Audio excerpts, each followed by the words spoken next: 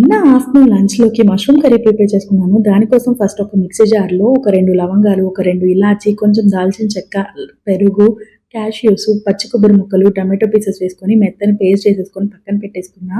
Next కళాయిలో కొద్దిగా oil add చేసుకొని చిన్న దాల్చిన చెక్క, 2 ఇలాచీ, 2 లవంగాలు, కొద్దిగా జీలకర్ర వేసుకొని వేగిన తర్వాత సన్నగా చాప్ చేసుకున్న ఆనియన్స్ కూడా వేసేసుకున్నాను. అవి కొద్దిగా ఫ్రై అయిన తర్వాత ఒక స్పూన్ జింజర్ పేస్ట్ వేసుకొని పచ్చివాసన పోయిన తర్వాత మనం ముందుగా పేస్ట్ చేసుకుంది కూడా వేసేసుకొని ఆయిల్ పైకి తేలేంత వరకు ఫ్రై చేసుకున్నాను. ఇప్పుడు స్పైసెస్ వచ్చేసరికి ఉప్పు, పసుపు, కాశ్మీరీ కారం, ధనియాల పొడి, జీలకర్ర పొడి వేసుకొని బాగా వేగిన తర్వాత మష్రూమ్ పీసెస్ యాడ్ చేసుకున్నాను.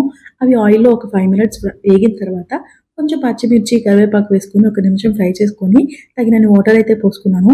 మూత పెట్టించుకుంటూ మీడియం ఫ్లేమ్‌లో కూర దగ్గర పడేంత వరకు కుక్ చేసుకున్నాను. ఫైనల్లీ కొత్తిమీర వేసేస్తే రెడీ అయిపోతుంది. ఇది అమ్మ చేతి వంట భార్గవి గారి ఛానల్‌లో చూసి చేశాను. టేస్ట్ చాలా బాగా వచ్చింది. ట్రై చేయండి. నచ్చితే సబ్స్క్రైబ్ చేసుకోండి. Thank you. బై.